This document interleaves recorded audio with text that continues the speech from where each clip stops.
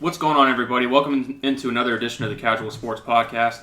We got a lot going on in the world of sports. We personally have a lot going on because we've been off for a while.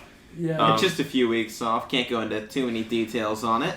But before we get into everything, Alex is going to let you know how you can get involved with us. All right, so if you want to support us monetarily, check us out on Teespring. Merchandise link in the bio below on everything. Also check us out, Twitter, Instagram, Facebook. Throw it down at Casual Sports Report. Everything you look up there, just type in Casual Sports Report on Google. We're the first result, second, third, fourth. It's all us, baby. Roll it with Casual Sports. Keep it casual.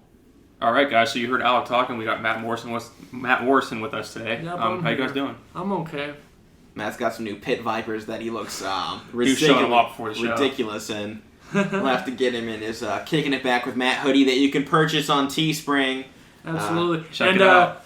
And I will also, I'm just going to put this out here, I'm going to also be posting on TikTok to get more stuff out as well. Matt's been claiming he's going to start posting on TikTok for what, 2 months now? He's making a lot of himself. I wanted to do it before the show. We're going to do that after the show, so throw a hat on or something. Sure we are. Okay. No, we are. Okay. All right, you guys ready? Yeah, I'm ready. ready, What are we starting with? All right, so we're going to start with yesterday afternoon, Nets and Heat. They were actually in a good game.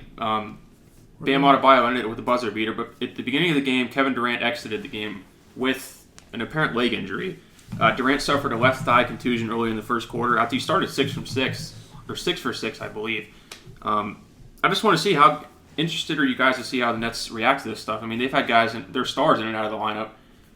Are they still a contender without Kevin Durant? What do you guys kind of think about all this? I mean, it looks like they're a contender right now. I mean, they're 38-19. They're about 3 games ahead of the Bucks right now, and you just said it. They've had guys coming in and out of the lineup all season long. There's been no consistency on starting. I don't know about contender, but they're definitely going to be there in the conversation at the end of the year. So long as all of these guys are healthy come playoff time, 100% it's a contender. Kevin Durant's got the experience to go there along with Kyrie. I mean, they both met each other in the finals.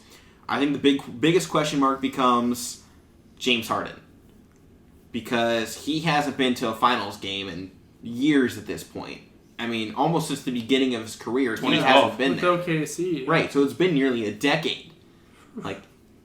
We don't know if James Harden can perform on the big stage, because we've seen it before in the playoffs. He crumbles. I mean, he'll have great games, but then when they need him the most, he doesn't, come up with the shot. Right. Or he doesn't make the right pass and he wants to try and drive and doesn't fall. Or we've seen his defense lack during the regular season, but just like LeBron does the same thing. Postseason, great defender. The team has all the pieces to go together. Yeah, even though they just lost LaMarcus Aldridge. Announced his retirement, yeah. But so long as everybody's healthy come playoff time, they are a contender.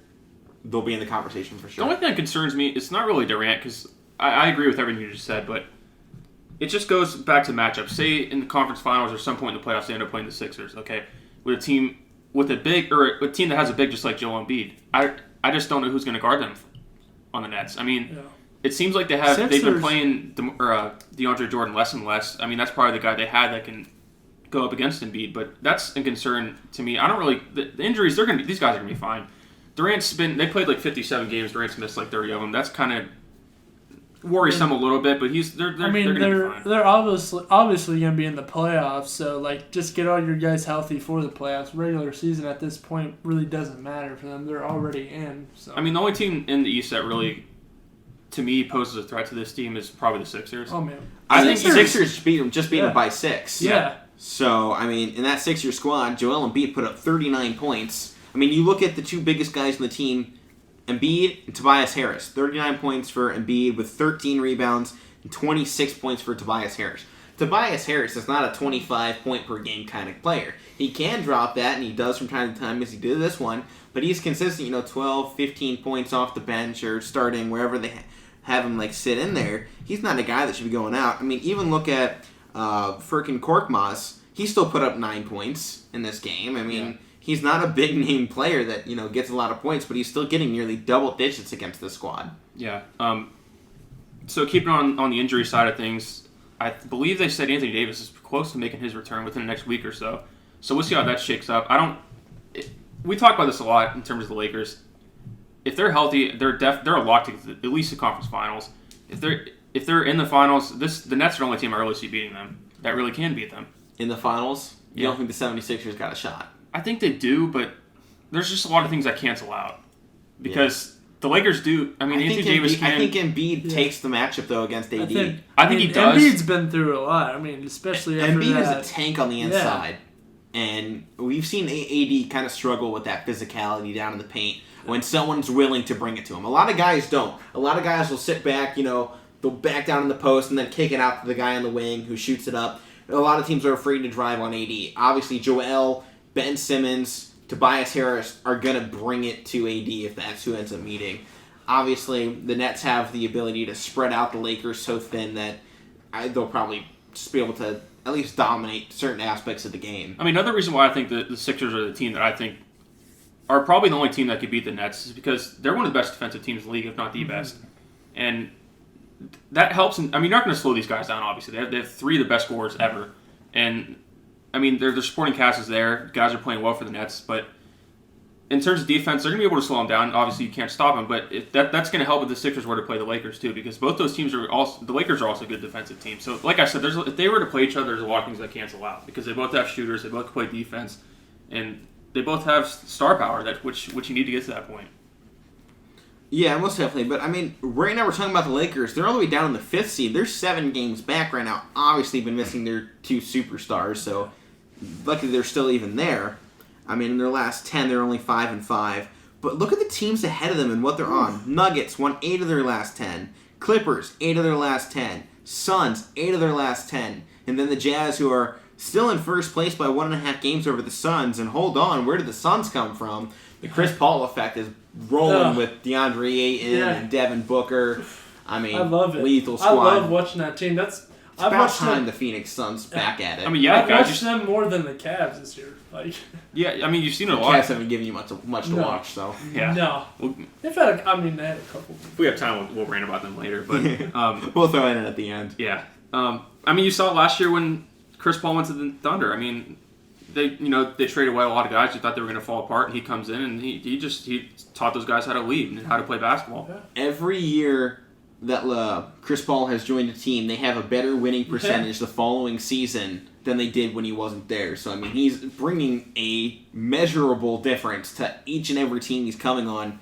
And I think just his experience to go along with Devin Booker and Ayton, kind of to bring them up and lead them around, is, I think, what's really elevating this team. Because we saw it at the bubble, that when they went undefeated all the way through, but they couldn't get there at the end in the play. They just didn't have a shot. The other teams win. So, they didn't lose in the bubble. They took all of the momentum from last season. Was probably the biggest, most talked about team from last season, at least in the bubble. Even make it. Right from the bubble. Everyone was talking. Oh my God, look at the Suns. This is going to be a team next year, and they've lived up to expectations. Then they get Chris Paul, and it just brought him over the top a little. Right now, they're second in the West.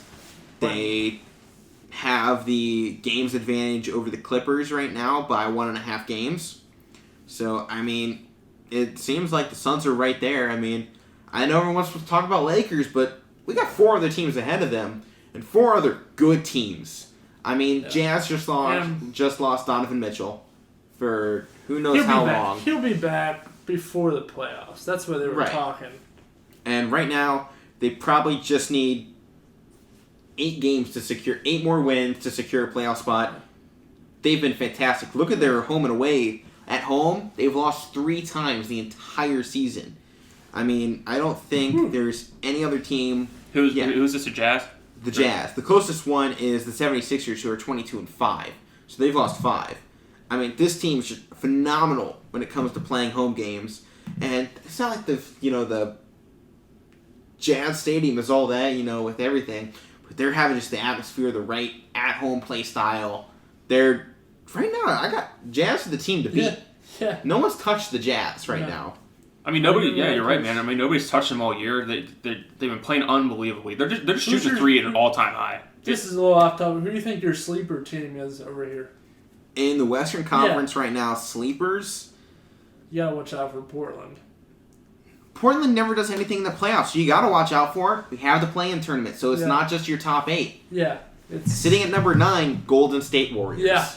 you can never count out Steph Curry. No. I mean, watching that guy just throw it around and doing whatever he wants. And then you got John Morant with the Grizzlies, too. I mean, we'll see if they can... Yeah, but you mean like sleeper team in terms of like how far? Like to win a series or... I don't think John Morant right now and the Grizzlies can win a full series, especially not going up against the Jazz or the Suns. Because right now, Grizzlies are an 8 seed. The only team down here that I can see actually winning would be the Warriors, because they have the experience and they have Steph Curry. Yeah. And they have a young, untested James Wiseman as well. They also got Green, who's still there. Right. As well. Green's just the dominant here's another force on the thing. inside. I mean, they have the guys.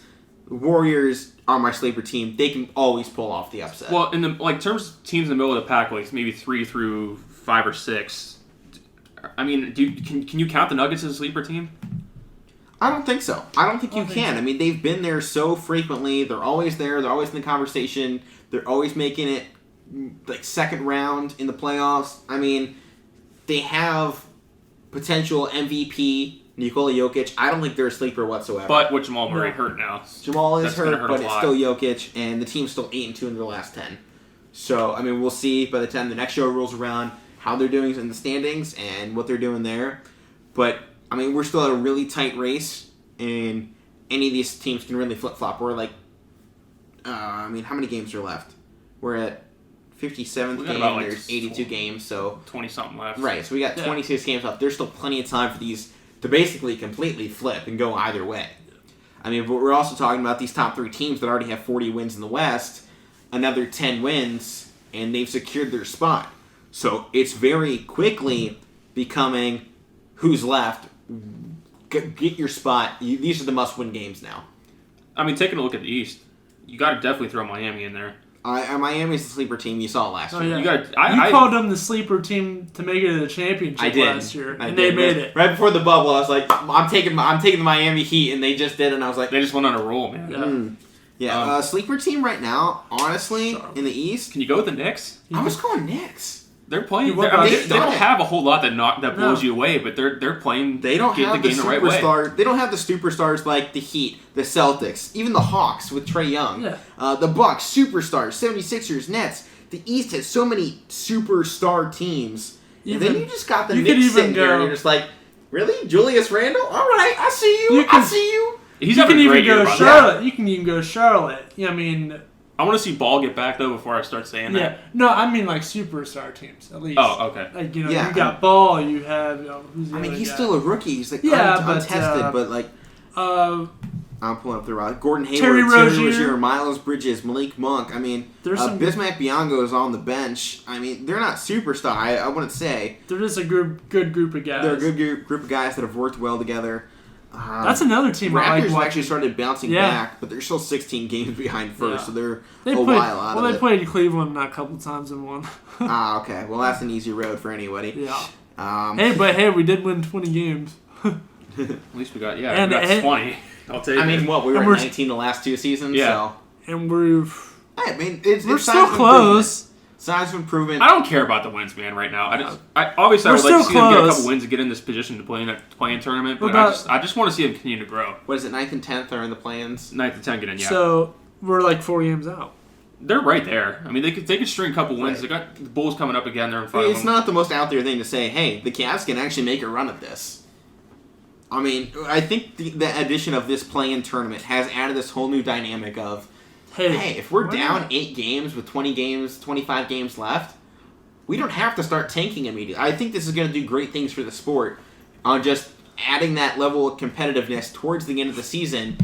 I mean, it also might hurt them because if we have a huge injury in these games because these teams are going for play-ins, it could really affect the team going into the playoffs too. I mean, take a look at the Cavs. They're 3 games out? They got to play Detroit. They have 4 seeds behind. The next 3 games are Detroit, Chicago, and Charlotte, and then Washington. Okay? I mean, you look in the East. Those are winnable games. Oh, they're very winnable games. And then they got Toronto as well. You look at the East. The last place Pistons are only like 6.5 games out.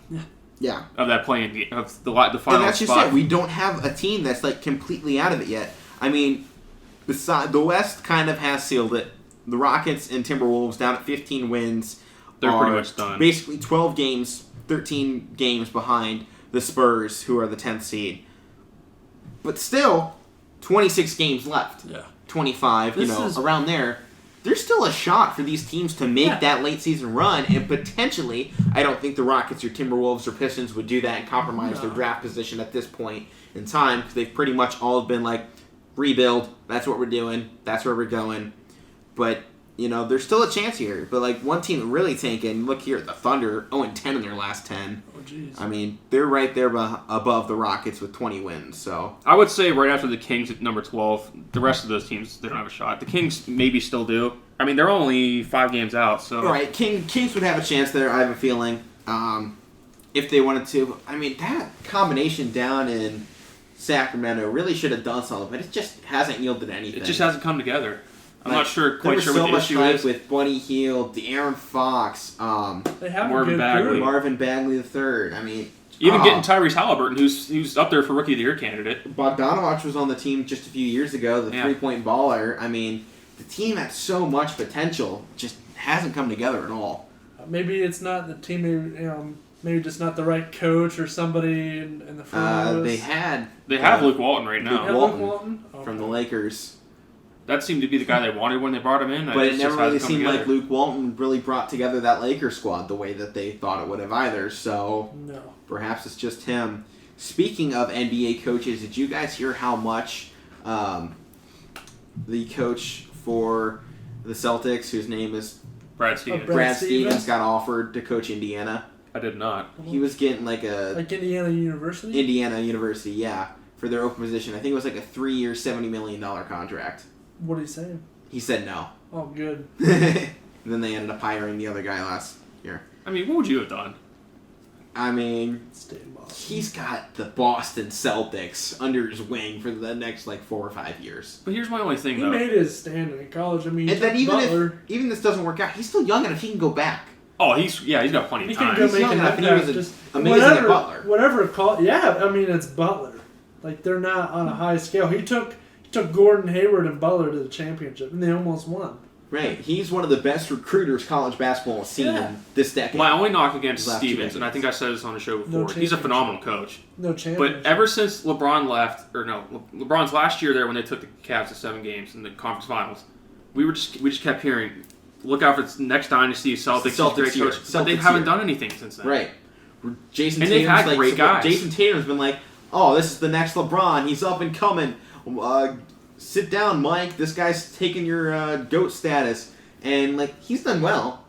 But he hasn't lived up to the hype. I'm not going to totally blame Brad Stevens, because Tatum and Brown, they're one of the top duos in the league, I think we could say. Yeah. You could probably put half of that blame probably Kemba Walker. What? What a good player Kemba Walker is. I just like. I mean, who can't like Kemba? You gotta love him. Better than somebody else who was there. But you could probably put half that blame on Danny Ainge because they haven't really put the right. They've had some good role players, but they need more than that. Jason Tatum's a star, but you probably need another guy to go with him. I don't know. I just want to see more out of Brad Stevens. I'm waiting for that to happen. I'll take it back to the last big game against the 1 seed 76ers. Their leading scorer was Tatum, who only put up 20 points. In a game like that, you need a guy to go big. Joel Embiid on the other side dropped 35. And, I mean, they had 4 guys in double digits, but that's their problem. They're having too much balance, which you can totally have as a team, because when you come down the stretch in the final 5 minutes, you need a guy to go to. Tatum hasn't shown that he's the go-to guy. Kemba hasn't shown that he's still the go-to guy that teams relied on, 4 years ago in Charlotte. None of these guys have really shown, hey, when it's coming down to it, go to me. I'm your guy. They don't have that. They don't have anybody with this killer instinct. And another part of this, I'm looking at their stats in this game, they don't have any passing. They don't have assisting. Jason Tatum had 4. Kemba Walker only had 6. No one on this team is really moving the ball like they did when they took the Cavs to 7 games. What killed the Cavs in that matchup was the ball movement. Ball movement in basketball is the most important thing when you're talking about spreading the floor and the offenses that we have nowadays and the offensive weapons that they've created. I mean, Tatum, Brown, Smart, Walker are all threats to go from anywhere on the floor. I mean, Smart's not a great three-point shooter, but he can still do it when he's open. He can get to the basket, Great defensive player as well. But that's part of spreading the floor out. Spread out.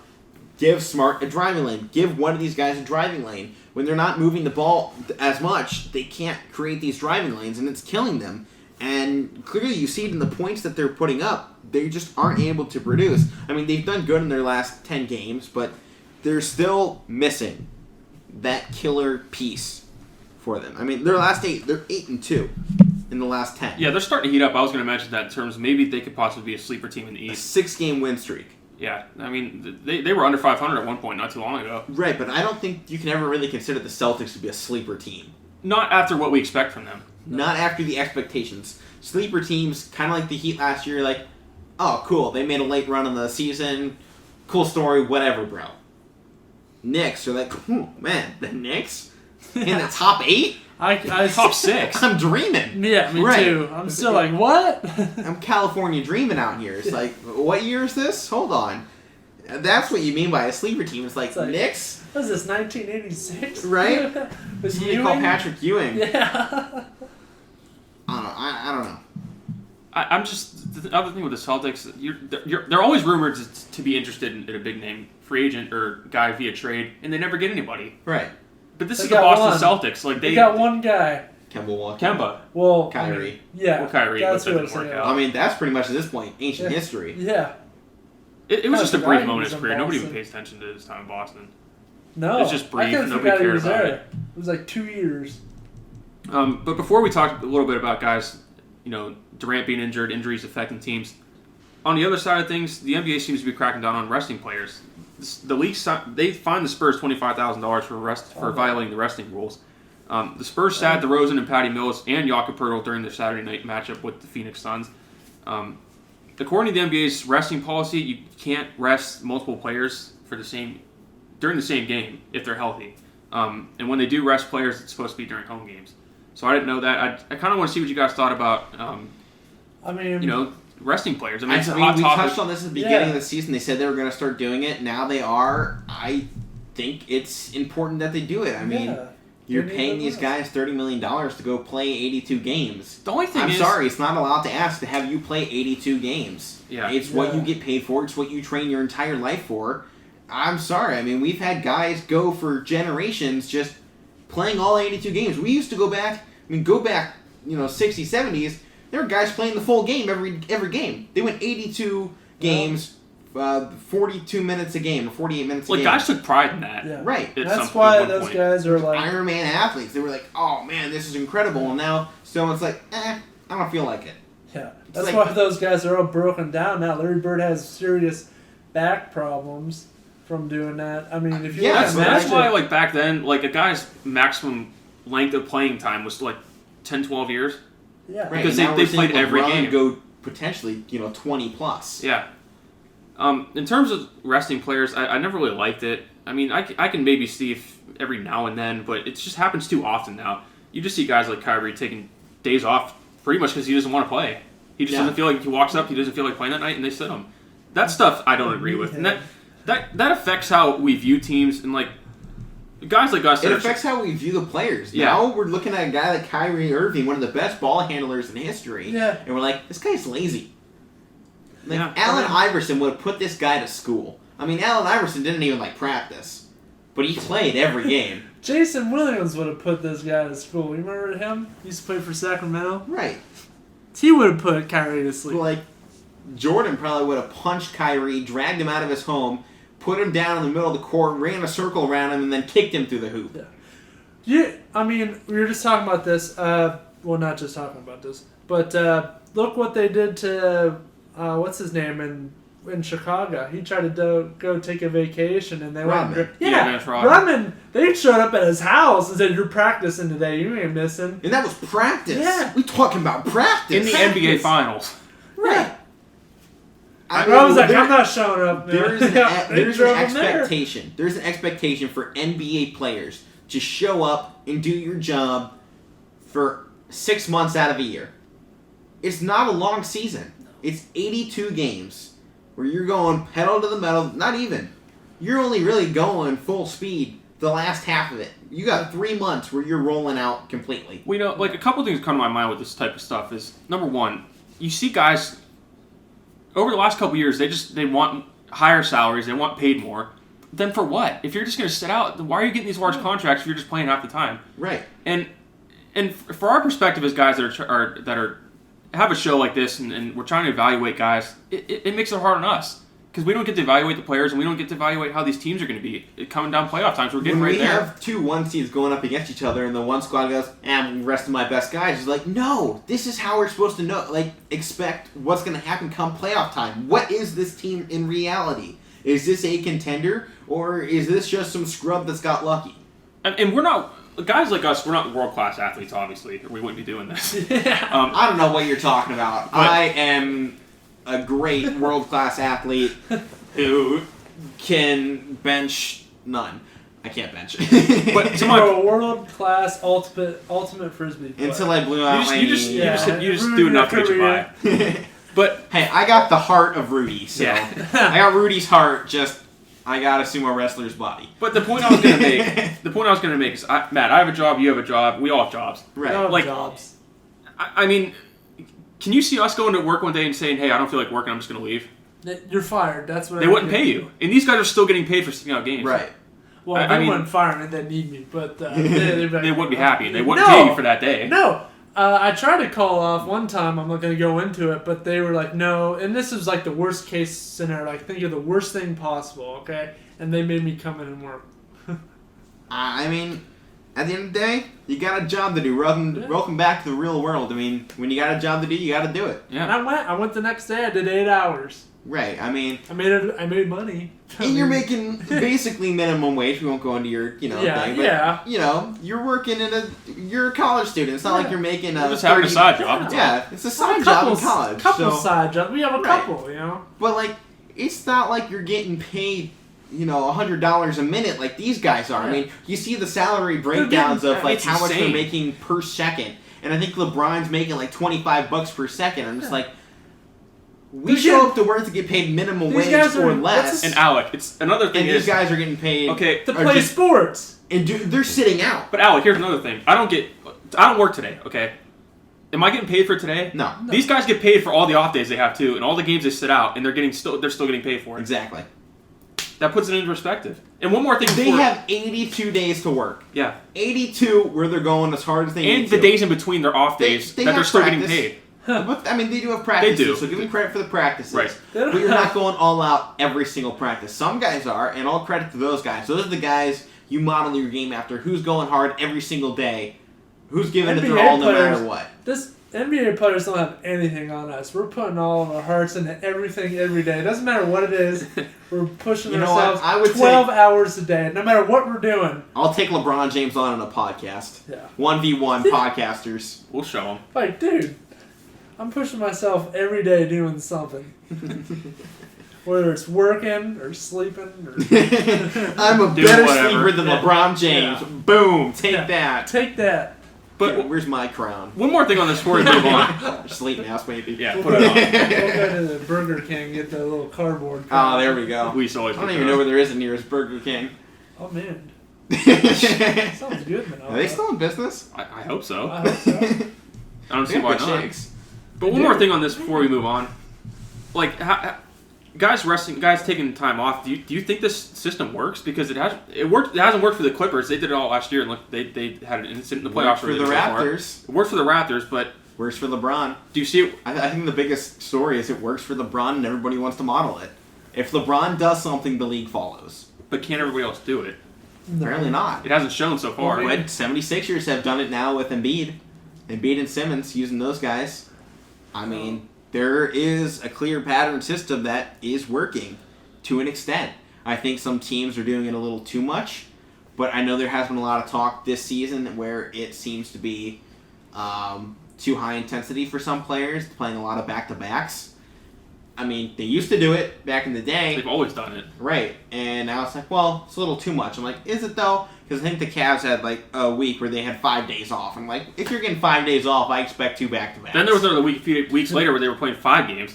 Right, it's I like, mean- I think the League One did a terrible job balancing the schedules, but I've personally worked on a few schedules, and I know how hard it is to build one of those, and just the complications that arise. You gotta know who's going where on what day, and I mean, it is hard, but it's a hard thing to do. But in a league that's been doing it for 50 years, you kind of expect they have a better system in place to nullify these, issues, when the calendar issues. But it just still doesn't seem like it.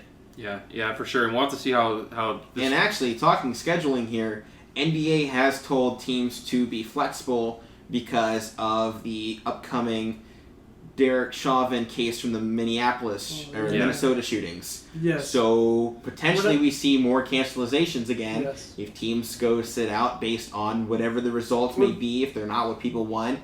And there have been a few more shootings and stuff in recent weeks that have started, building social medias. Like, we're not going to go too much into it, but right. But I'm saying this is something you need to start watching out for. Just playing a factor in your schedule. Because we've seen, even in the NBA Finals, playoffs, that teams were like, we're not playing. We're going to go home. And they had to convince these guys, like, hold on, we can do more together than we can apart. Let's stick it together. But as teams now are spread out, they're not all in a bubble with these conversations, we'll see what happens. I mean, we're talking about another chance for a month-long delay, or a 2-week delay, and that can cause huge changes and stuff. Yeah. Whether scheduling, playoffs, injuries. I mean, we could, if we have a case tomorrow, the case comes back, and it's not what the people want, and it upsets those, and it causes a huge uproar. We're talking about a 2-week delay. LeBron James and AD both come back healthy for the Lakers without missing any more games. Kevin Durant back healthy, no more missed games. Donovan Mitchell back. Jamal Murray back. I mean, we're talking about guys that can just come right back in, and it's not going to affect the teams like we're looking at them right now. It's just this could cause a huge tidal wave of events within the league itself. Yeah, that's why I'm saying. I mean, we're not talking about the outcome of those events. We're talking about how does the outcome of those events affect the events we care about and the events that we talk about here on the show.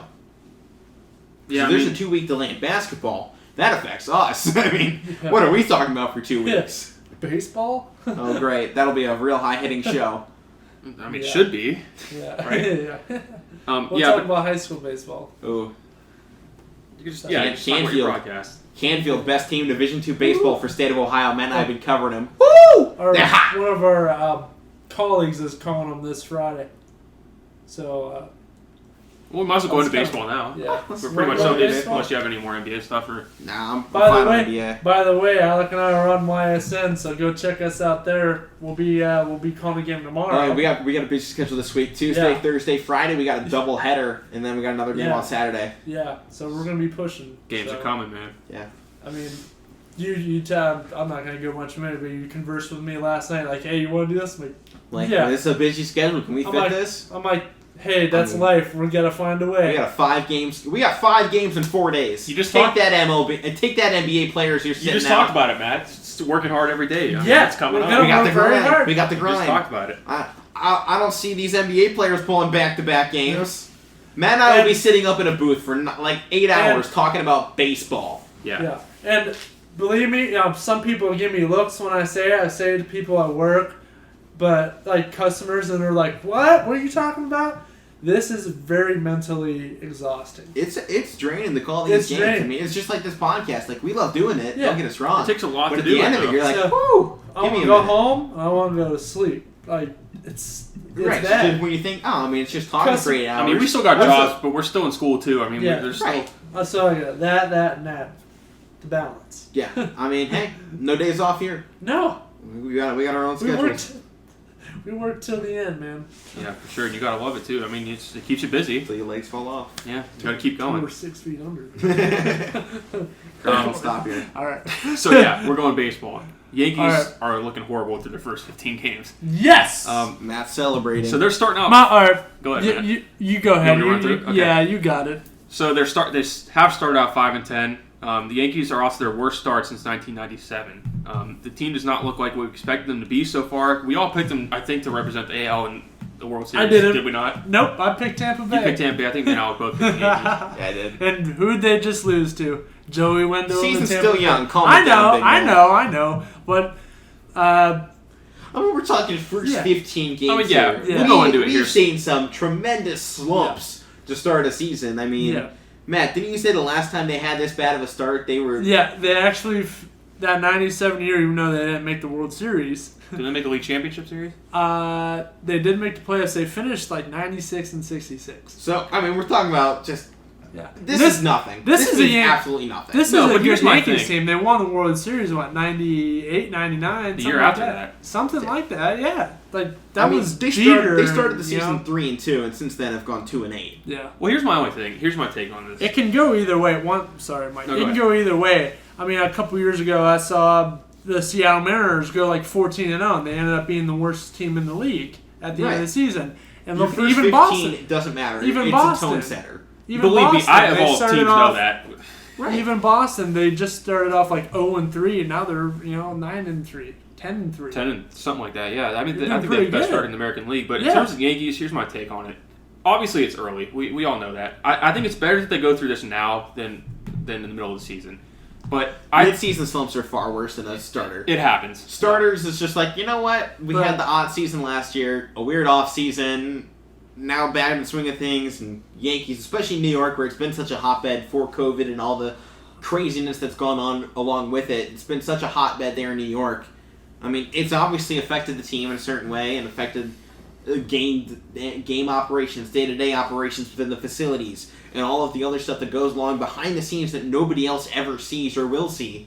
And training is different. Batting practice is different. Everything becomes different, and it's affecting a team like the Yankees. It just seems a little bit more than, one, it should, but two, than other teams. I mean, New York is feeling the effects. Obviously, the Mets have done well in their own right. Yeah. But the Yankees obviously haven't. But still, preseason start, I mean, early season slumps happen every year. Yep. A team starts, 0-5, and they're back 2 weeks later at 15-5. I mean, it's baseball. It's what happens. Another thing on the Yankees, and I said this before the season started, they pretty much have everything now.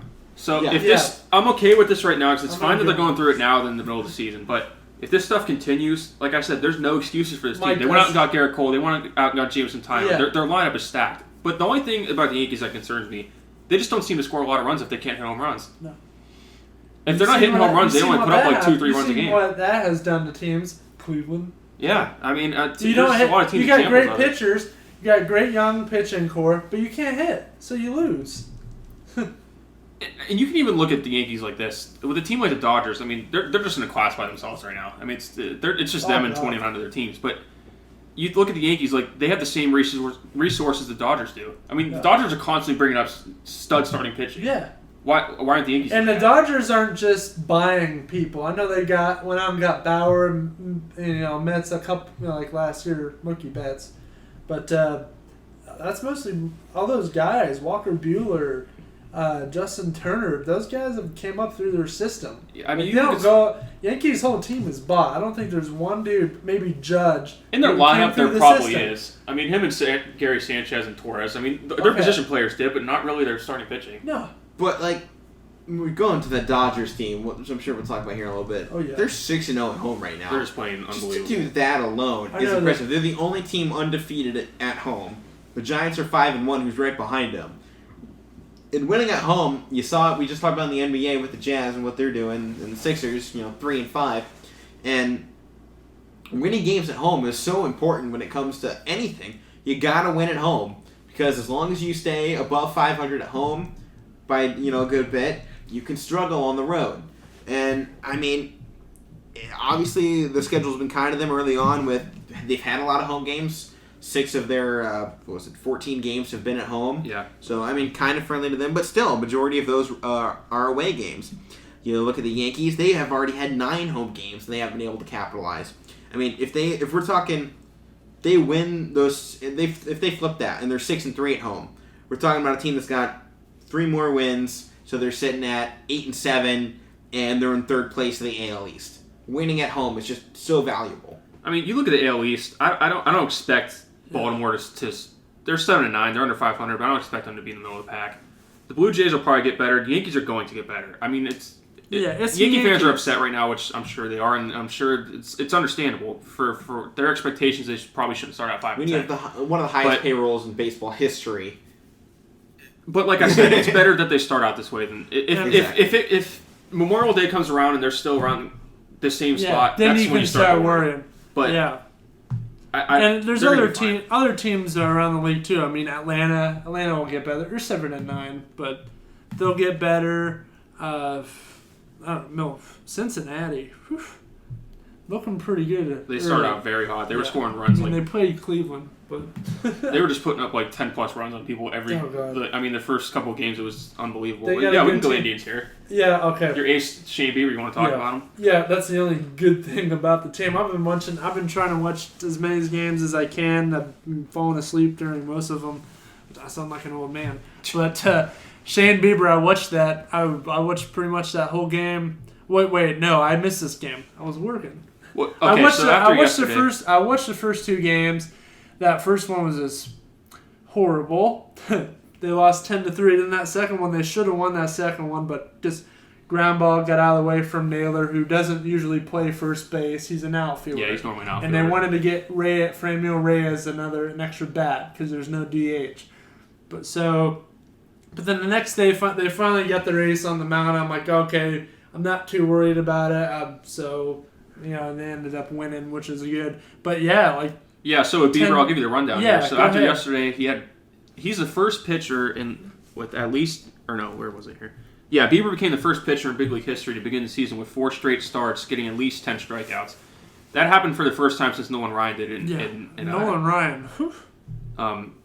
So he's, where was it here? Oh, so last season's Cy Young Award winner, which was Bieber, has 48 strikeouts this season, matching the Hall of Fame of Nolan Ryan. Yep. For most through the What a first 4 name. starts. Bieber has fanned at least 8 in his last 16 starts going back to last year, just shy of Randy Johnson's major league mark. So he's pitching at a historic rate now. And we're talking about Bieber this year. He did the same thing last year to start the season. He was breaking record after record to start the season. He was up there with Nolan Ryan and the other great pitchers that all just left my mind as I opened my mouth. Randy Johnson. That's who I was thinking of, even though we just said it left my brain. Oh well, that happens. But Shane Bieber is putting his name up there right now with greatest pitchers of all time. Yeah, I mean Nolan Ryan. We're not saying Shane Bieber is yet. No. But I mean, But if he continues what he's this, doing, it's pretty Even scary. if it's not with Cleveland, he's Right. still. I mean, look at Trevor Bauer. Trevor Bauer's insane. He's not. I said years ago when he was with Cleveland, this guy's gonna be insane, and he's doing that right now with the Dodgers. He's an insanely good pitcher, but he's not putting up Bieber's numbers. No. Yeah. No one is putting up the numbers that we were seeing from Bieber. I mean, Bieber is doing this at a historic rate. And It's insane. if he had the team behind him to help him out, I mean... It's still early. That's the only thing about it. Wait for the young Still guys early. to start, getting the flow in. Yu-Chang. Gotta find the flow. I always talk about it. Gotta find the flow. Yu-Chang, man, what a good young player. He's got a couple good Yeah, hits. Matt, I was gonna ask you got the you. Rosario guys there. They're not 4-1 at home. I was talking about the home games. They're 4-1 right now. So 4-1 at home. Yeah, I was going to go there. and 6-4 in the last 10. So, Yeah. I mean, We're they're doing hanging We're around. 500. We're 8-7. It's early.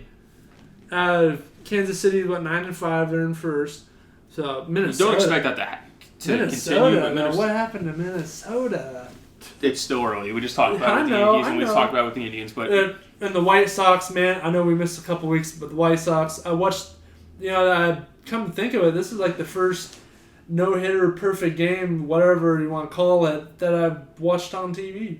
Like, we've heard about it. We've heard about, like, Joe Musgrove, we didn't but watch it wasn't on Wasn't TV. the Nationals a few years ago? There was one. I think it was against the No-hitter? Pirates. There was like a perfect game going on. They hit a batter at the end. They ended up getting no hit, but it got ruined at the end, I think. I remember. That's the only one I know of with the Rich Nationals. Hill had one going with the Dodgers. Against the Pirates, too, and they brought that up. Yeah. I remember that was a few years But, ago. I mean, Rodon, that guy is. He's been a good pitcher for the last few years. Like he went that whole game and he was like 100 pitches over and he's still throwing above 96. I was thinking of the That's Max insane. Scherzer no-hitter in 2015 against the 2015. Mets. Oh, okay. I mean, there hasn't He been allowed 2 base runners. there hasn't been a perfect game. Oh, and he did one. He had 2 in 2015, where he only had 1 against the Pirates. Yeah, that was the one I was talking about. There hasn't been a perfect game in over a decade. It's been a decade. 2012, it was Felix Hernandez with the Mariners. That guy's not even in the league anymore. Hey, And, what we do does- have some breaking news real quick. Oh yeah. As expected, Jalen Suggs, the freshman from Gonzaga, number 3 prospect in the ESPN 100, will declare for the 2021 NBA Draft as expected, and he has foregone his remaining college eligibility by hiring an agent. So it's official. We were expecting it. It's just official now. So All right. Jalen Suggs. Where do you think he'll go? Golden State. Top 5. Golden State. I mean, we'll see what the lottery says. So, but sorry, continue. Yeah. Yeah, but we were talking about no hitters. I mean, Shane Bieber's definitely a guy that could do it this year. Yeah, we've already seen 2 in the first 3 weeks. I was even talking about even that game where that no hitter was that happened. Plesac was on the mound for us. I'm like, whoa, watch Plesac. He could get a no hitter. He's very capable of it. He's gone in like 2 innings, but I had no idea. Oh my God! Even same game on the other side. Even being an Indians fan, you see the opposite pitcher. I was mad, but I was just more. Matt said something in our group chat that we have for the podcast. He's like, "Yo, White Sox in the middle of a no hitter," and I just went, "It was a perfect and game." A perfect I said it. Perfect game. Right? It would have been a perfect game, but Roberto Perez's big foot got away. Oh man, you just. But I was happy. I was just like, oh. I immediately thought of. Major League 2? We're like, come on, Dorn, take one for the team. I mean, you know what? Like, I don't even care if it's against your team, but if you're at that point late in the game and you got a chance for a perfect game, there's 2 outs. You're not going to win. There's 2 outs. Just let it happen. It almost happened. I was so ready. I'm like, I want to see a perfect game. I've never seen one. I've never seen one on TV. I've never seen. That was my first no hitter. I've seen no hitters on TV, but I've never seen no hitters. That was the first one. Like, you were waiting for it the whole time. Like, oh my God, come on. I was like, I actually went, no, that's how it's gonna end. I was cheering.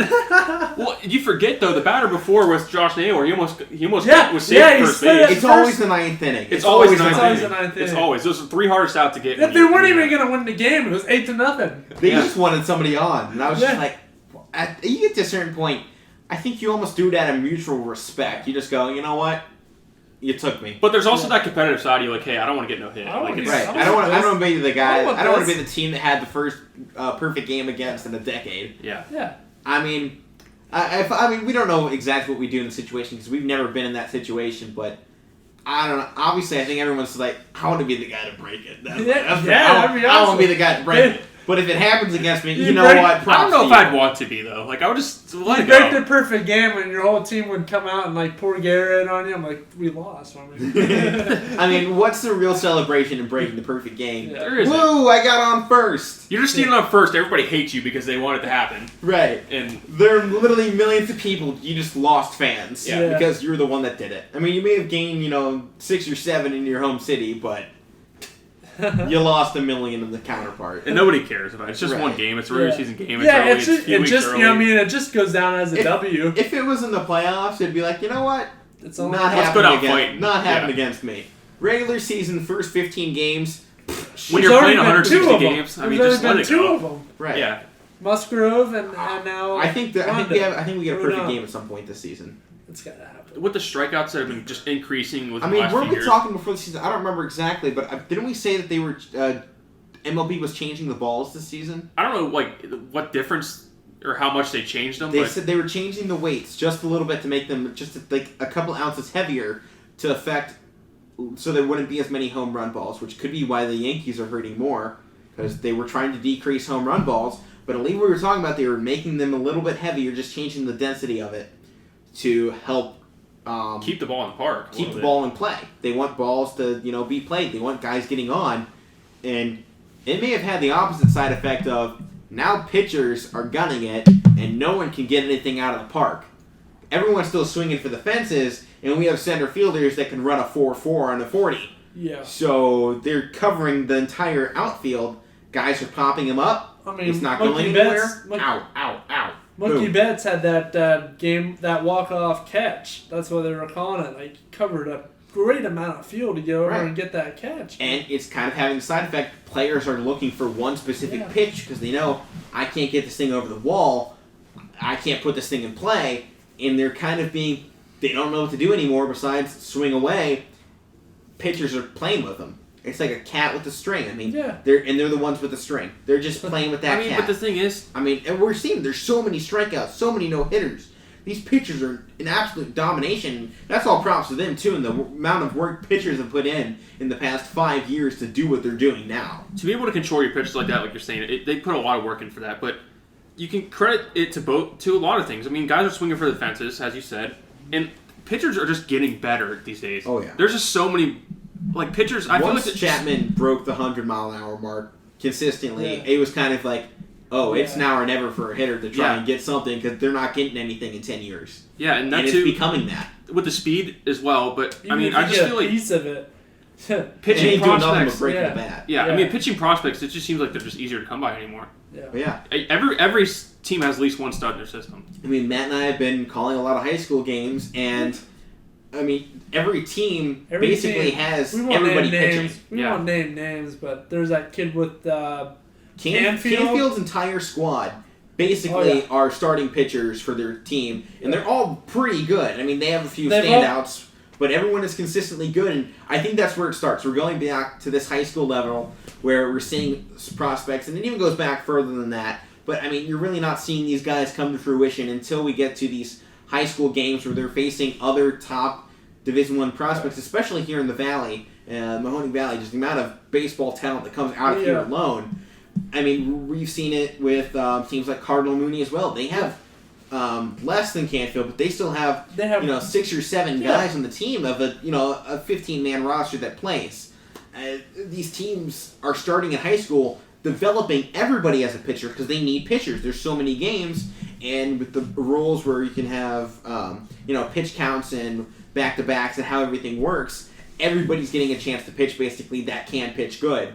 And it's bringing up the best prospects that we have. And by the time they're getting past, these Division I colleges and teams get a chance to look at them, it's like, wow, this is a ball player right here.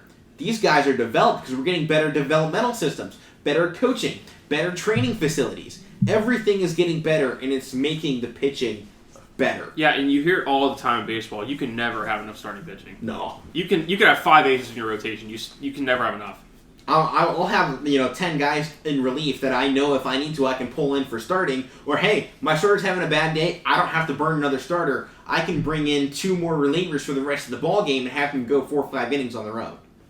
I mean, just the pitching that we're seeing now is phenomenal, and it's all credit to the amount of work that the pitchers have done. Oh, they've done an awesome and the job. way they've been developed over the past career, their entire career. What they started as and where they are now is fantastic. Yeah, It's amazing. for sure. And we're waiting for the batters to adapt. It's going to come at some point, especially in the major leagues. These guys are professionals. It's a back and forth game. There's always a swing going on. Right now, we're in a pitcher's game. I mean, go back to the 90s. I mean, call it the steroid era or whatever. Yeah. It was the hitters. It still happened. It was the hitters era. Yeah. I mean, the hitters were in control. They found a way. Mark even McGuire, Bonds. Right. Even if the steroids made it a little bit easier for them to put it over the fence, They still had to it hit didn't it. make it any easier for them to hit it. No. Steroids don't affect you that much to the point where, like, oh, now I can hit anything. You're not going to see, some steroid weightlifter go out there and hit a ball at, 800 yards. It just doesn't happen. Yeah. I mean, you still got to put the ball in play. You still got to put the bat to the ball. That's it. It's the hardest thing to do in baseball, putting the bat to the ball. And right now, the pitchers are having the advantage. We'll see if Major League Baseball continues to make changes to make it easier for hitters. We'll see kind of what they want to do. We saw it with the NBA. They made it more friendly for shooters to increase points. Baseball, they were trying to do the same with decreasing home run balls so more guys would get on base. So we'll see what the next adjustment is. One more thing on that, too. I'm not saying pitchers are getting helped out, but you can maybe even credit the strikeouts. There's the games I've watched this year so far, there's been some bad strike calls by umpires. Yeah. So maybe you can credit that, too. I mean, these pitchers are still phenomenal. There's always going to be user error so long as we have actual umpires. And we've talked about the robotic umps that are being used down in a few minor leagues and developmental systems, how those are being used. And we'll see probably in the next 10 years, those come into the MLB, whether we like it or not. And that could be the difference we're talking about to go back to the hitters. Having a set strike zone where it's known every single time, it's going to be consistent. If it's in the strike zone, it's a strike. If it's not, it's a ball. Obviously, it's what we want. But right now, we still have that user error. It's still there. It's, the effects of man. As long as man is in control of the game, there's going to be some of that user error. Until we get that in there, which could be the change that baseball needs for hitters, That could be what swings it back the other way. We'll just have to wait and see. Yeah, definitely. Because right now, it's a pitcher's league. Yeah, I mean, It's a pitcher's world. We're all just living in it. Some good points brought up. Before we move on from baseball, I mean, Indians are both our teams are underway. They're playing solid baseball. Is there anything that's kind of stuck out to you guys so far about your teams? Anything that's impressed you don't like? Pitching. There's that. But I think we got a good young core of pitchers. We just got to learn. That Logan Allen's just still a young guy, and as well as McKenzie. And Plesac's got some things to work on. He's got to find his control, and he's going to be there. He'll be there. Bieber would not too much to worry about. He's always going to come out and perform. Just got to worry about being consistent. Consistency with pitchers is probably the biggest thing. We don't have a traditional first baseman. Yu Chang has played first when we're playing American League, but as we just saw, Naylor was playing first. Naylor was playing first. Ground ball went right through his legs. And it's not his fault. He doesn't play first. You don't get a lot of time working there. I mean, that's a hard position to play. It's one of the most important in baseball. Yeah. And having played first base in my life, I understand. Sometimes I've missed a few ground balls go right through my legs. I mean, it happens, and part of it's getting down. But when a ball's coming at you at 100 miles per hour, it's bouncing once on grass that could bounce any which way direction. Yeah. You only have so much time to react, and you also got to keep in mind as the first baseman. Your first instinct when that ball is hit is to run to first. Get to first so that your guy can throw it to you instantly. It is a bang-bang play. And as a first baseman, your first job, especially if you're not used to playing that, is make sure I get to first, make sure my foot stays on the bag when I go to catch it. The two biggest responsibilities of the first baseman. When that ball comes to you, it disrupts all of that. There becomes that extra thing you got to start thinking about that no other position out there, at least in the infield, has to worry about unless there's guys on base. First baseman, every single time you get this rhythm. Ball is thrown, ball is hit, you go to first. Everyone else reacts to the ball, you react to the bat. Yeah. And it's a complete and utter change of the way you play baseball, going from first base to even the outfield. The outfield, compared to first, is miraculously different, especially once we're talking Major League Baseball. So, that plays into it. I mean, like you said, Matt, guys and kind of searching for some guys. Naylor still went 2 for 3 that day. He getting it done at the plate, yeah. So, and that's another thing. We got hit. We are not hitting. Well, we got Jimenez has had a couple home runs, but that's the other thing. Home runs are great, but we gotta have singles and doubles too. You can't hit home runs every time. You gotta get guys. And Matt, we can relate this to what we've seen. Games we've called. Teams aren't hitting home runs, but we're seeing 18-3 games. I think and it's because teams get on base. You get a man on first and a guy on second. I hit a line drive to the galley in right field. I think 2 guys come around home, and you just keep setting that up. And you just start tallying up the points. And if a team wants to commit to, that kind of baseball in major leagues, it's going to be lethal if a team is actually going to do that and they can convince players to stop being selfish, don't go for home runs. You know how hard that is to tell a player, don't go for a home run? Yeah. If you hit it, it's the best feeling in the world, hitting a home run. Oh, it is. It's that adrenaline high. You're only hitting it 1 for 3. I'm going to make that 1 count. Yeah. And I think that's affecting players more.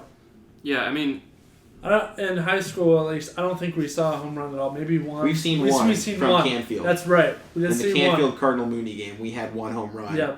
That's what we've called. It's got to be close to 30 games already. We've called. I don't think it's that many, Matt. It's getting there. It's not. I think we're at 15. Or we're halfway there. Maybe 15. We're halfway there. So you're close. You're 50%. Close. Season's still early. But yeah, we brought up some good points about our teams and the way we see baseball going, and even so far with the Pirates, they don't hit any home runs. And right. They're just finding ways to get you have to get guys on, and once you get guys on, you can get guys stealing bases. You get a lot of movement on the base paths. You can just it's just traditional baseball, and I want to see it. It's the beauty of baseball. It's just good to see. Yeah, so that's pretty much it for baseball. We got. We're gonna have a lot going into. We're still early. It's still so early, yeah. A lot of teams are hanging in at 150 games left, so we'll keep an eye on it in the next few months. What do you got next? We can touch on hockey for a second. Take hockey, man. Slide it over to Hawk. Get the puck going. Matt, who's your favorite team right now rolling? Who's got the hottest hand?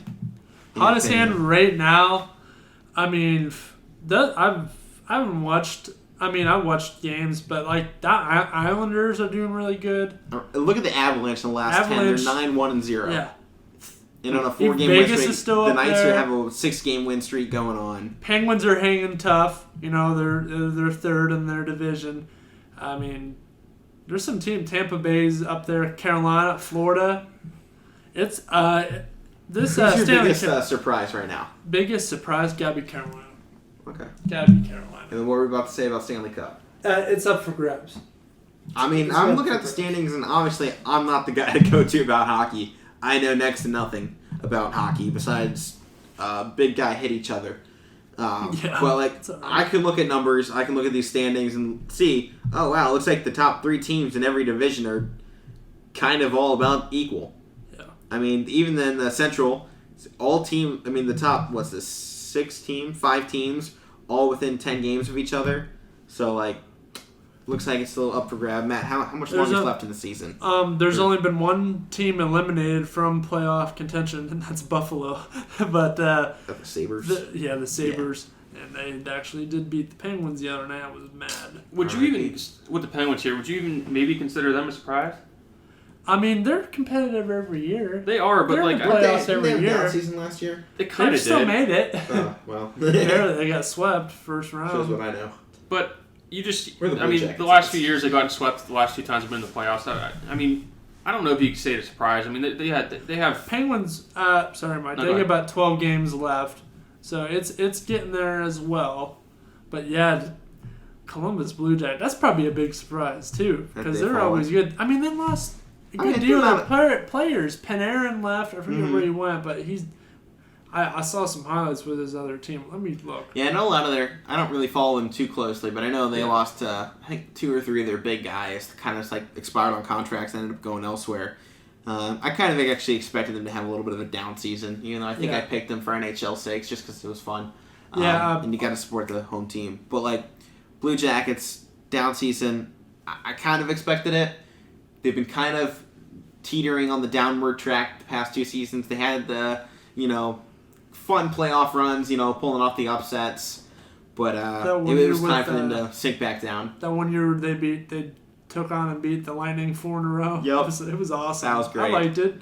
I don't like them. One of the only times I've watched hockey. There was that one, and then there was the one hockey game last year in the playoffs when it went to like 19. What do they call quarters? It wasn't. See, it just it went. It was. I remember it was like 6. It was like 6 or 7 periods. I don't think it was 19. No, they'd be dead by then. Or, exhausted. It was like again. It was like 3 games worth, whatever. Panarin went to the Rangers, and the Rangers are not too far off either. They're in the mix too, over in that division with Pittsburgh. And that's another thing. It's all split up. Like Columbus isn't even in the same division as Pittsburgh, like they were last year. Yeah, I mean they did change stuff up, and you take a look at these divisions and. How long do you think it is till we see more shakeups in other leagues with divisions? Yeah. I mean, NBA right now.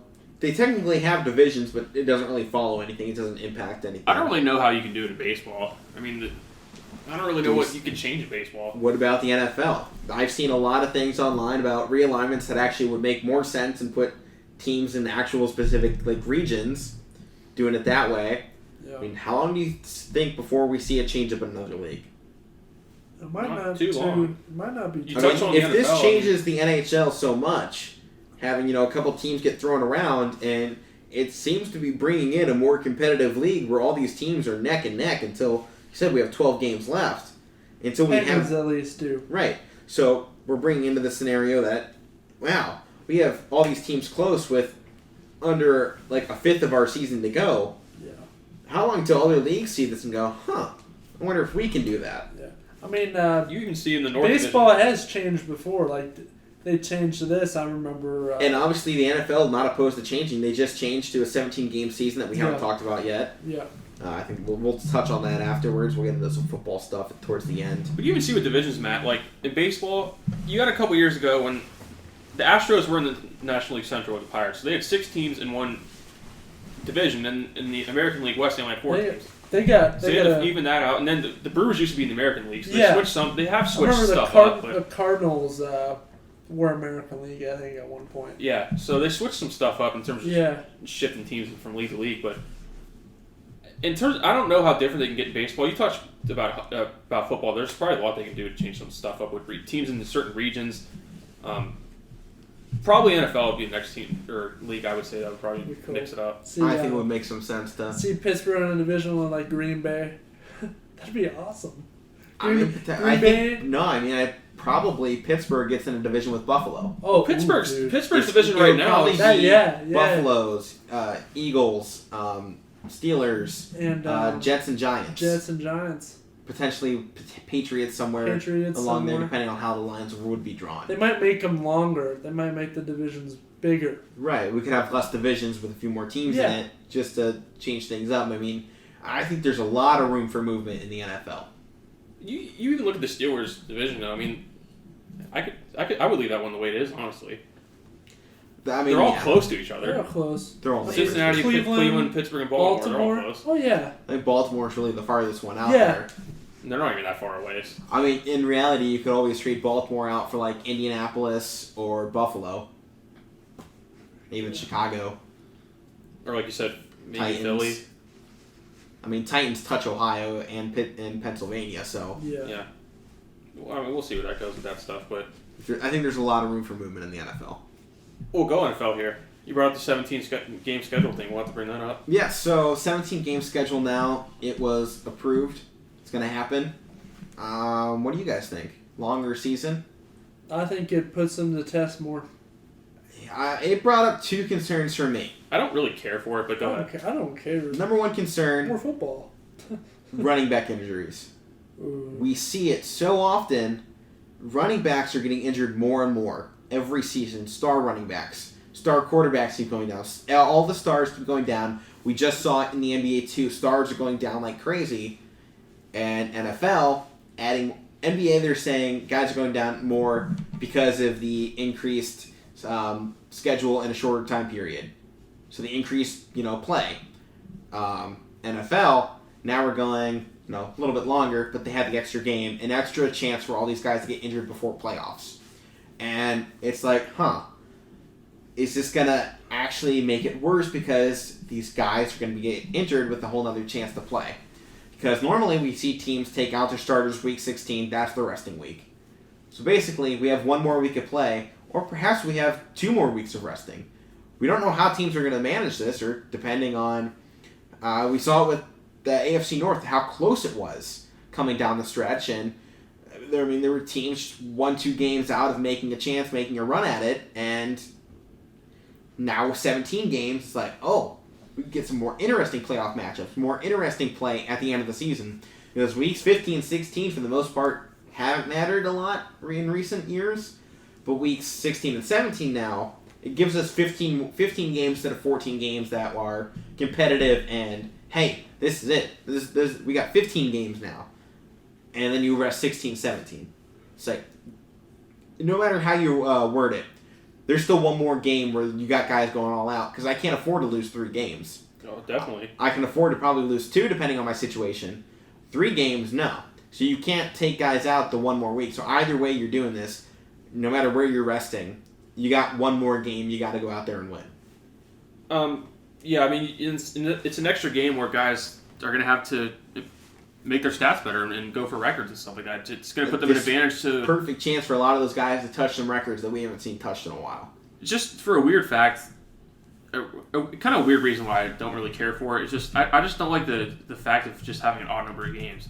I don't really like that. It's just weird to me. I mean, they had 15, back in the 80s or 90s? It wasn't too long ago, but I always remember it being 16 as long as I've been watching. I know they were 14 back, I think, towards the 60s and 70s. They went to 15, and obviously they were in 16s for, I believe, all of the 2000s. I think it was in the 90s when they made the change to 16.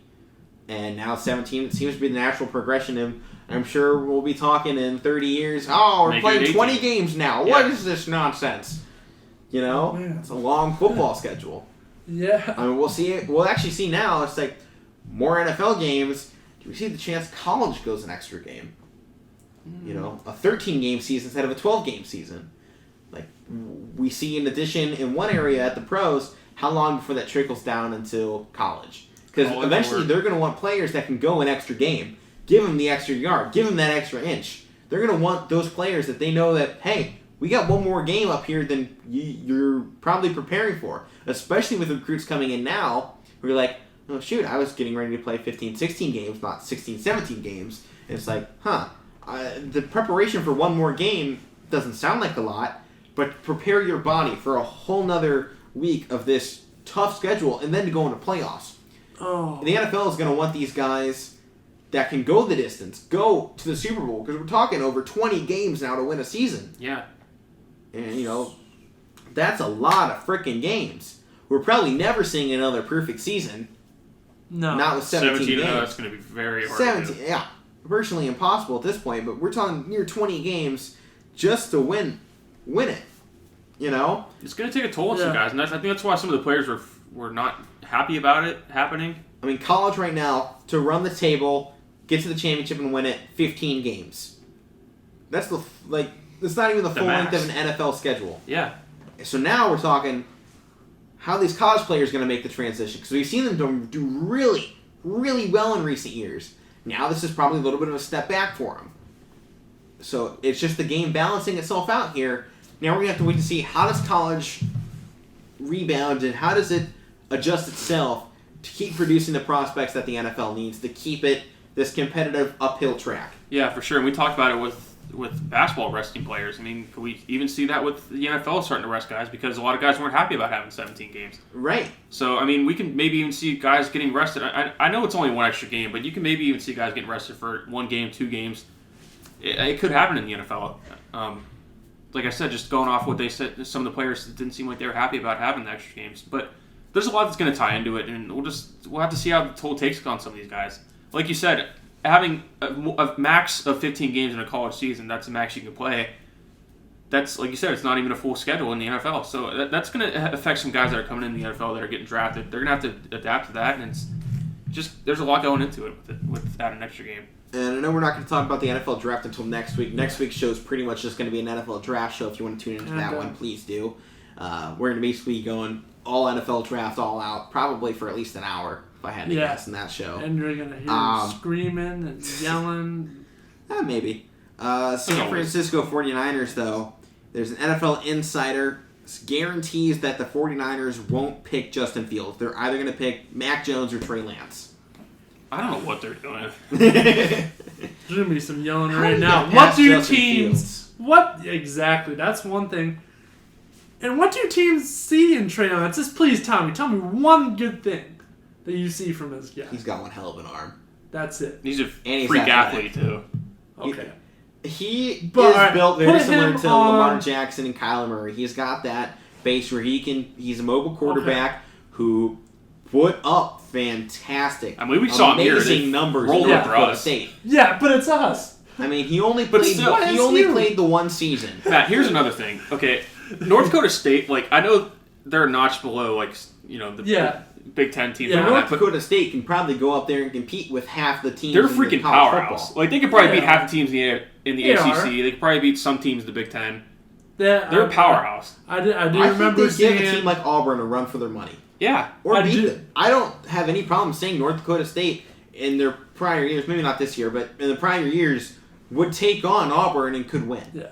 I did see South Dakota State take on Florida State. I think one year, maybe lost by a field goal. Do you remember that? Well, it was last season and the senior season before. The FCS was running the table against the FBS in the early season matchups. I mean, it was Northern Iowa and Iowa State. I think went to overtime. I think Iowa State won on a field goal, but there was 4 or 5 other games that the FCS won, and one-handedly. I mean, and there's actually one FBS team right now, New Mexico State, is competing against FCS teams in the spring, and they're getting destroyed. Yeah. By the FCS. That's why the FCS is not this 10 steps below. This is still Division I football. Yeah. That's why I don't buy the fact that people are like, oh, well, Trey Lance is playing So did Carson average Wentz. competition. Yeah, so did Carson Wentz. That's what they look at. I don't buy did that. so many Carson other Wentz players. But there's so many other players that have come out of the FCS and done just fine or great at the next level. Ben Roethlisberger. Jaworski. Well, yeah. There's been plenty of Jeff guys. Wilkins, I mean, he was a kicker, but won the Super Bowl. I mean, there's been guys that have done just fine out of the FCS. Oh, dude, I talk about him all the time. I can't think of his name. That was such a letdown. From YSU? No! Alcorn State! Oh, Steve McNair. Oh, Steve yeah. McNair. Matt mentions Steve McNair every other game we call. Matt loves a Steve McNair guy. I don't know. You gotta like him.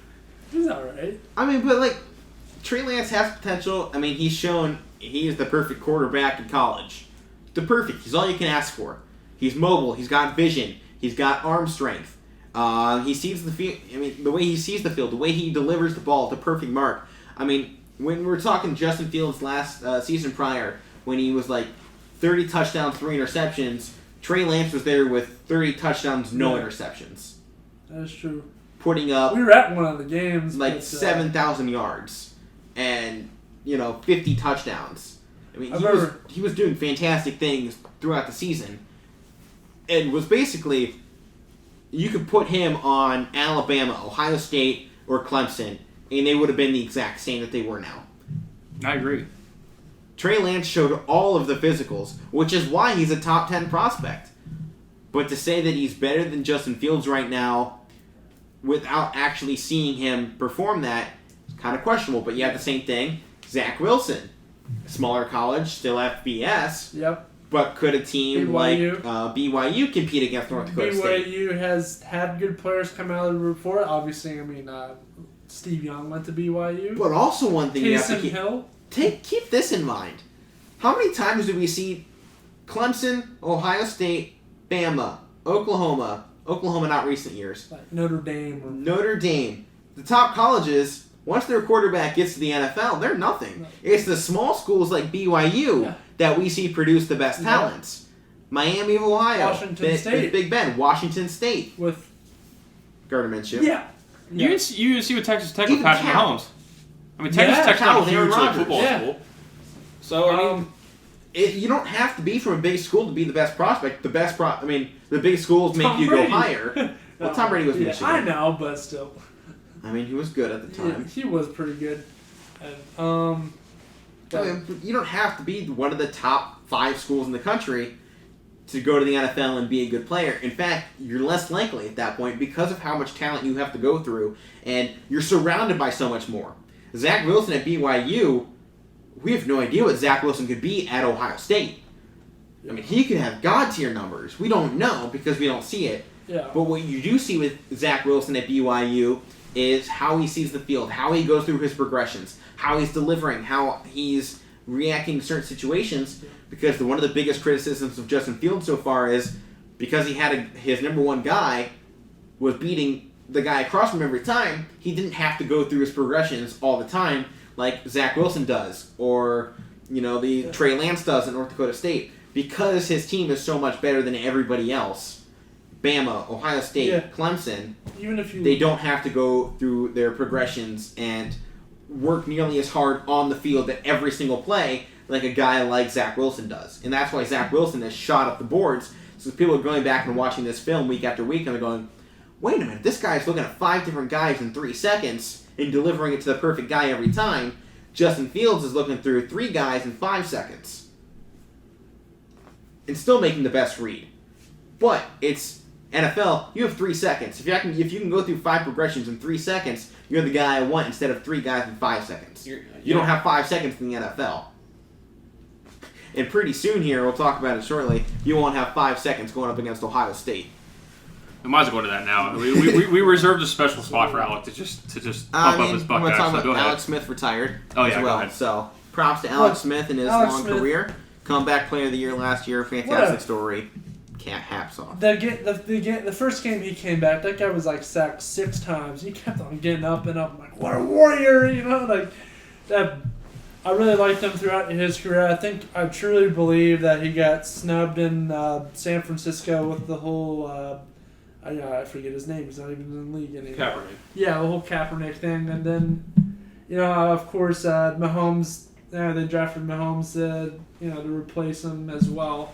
But I think I truly believe he could have got a Super Bowl. I mean, San Francisco. I'm not surprised he retired. I feel like he just want to get back on the field for a season or two, and I feel like that's probably what he wanted to do. Yeah. Do you think he's Hall of Fame at all? I don't think so. Maybe later. No. He hasn't done anything. He hasn't done anything. If Edelman isn't Hall of Fame, Edelman retired. That's we didn't talk about Julian Edelman retiring either. Yeah, and that's something I want to talk about because I think he is Hall of Fame. His numbers aren't there. I mean, Super Bowl MVP. Besides that, okay, hasn't done anything. He doesn't do anything during the regular season. Okay, you gotta have. To be a Hall of Fame wide receiver. Not thinking. You gotta put up the numbers everywhere. That is true. So be up there with Jerry Rice, and guys like that, and Calvin Johnson. Yeah. To put your name up there with those guys, you have to do something in every game. Edelman didn't do that. I love Edelman. Oh, me too. Kent State, Oh, yeah. My brother went to Kent, so I got family ties to the university. So it's like Kent State, it's always been one of those local schools for me, being a guy from Akron, obviously the Akron-Kent rivalry, but still Kent has always been in my mindset. She's like, oh, he's an Ohio boy. I'm repping the Ohio kid. And Edelman, I'm like, oh, man, great. He's an NFL guy. He won Super Bowl MVP. I was so happy when it happened. I was like, yeah, Edelman. That catch. Right. That's awesome. But I don't even believe he's Hall of Fame. Okay. And Matt, you see the argument on Twitter a lot.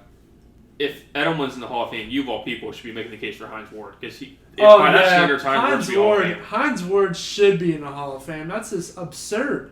Because he's done more than Edelman has. Yeah. That's bullcrap. So, I don't think he is, but I don't even think Alex Smith is. I mean, Alex Smith, in Kansas City, they hardly won any playoff games before Mahomes got there. No. They got there all the time, but they didn't do anything. Yeah. San Fran, I mean, he had a great career, but I just don't think it's Hall of Fame worthy. And like Alex said, for him to put his name against other guys, like historical names in football, I mean, I don't think that's likely.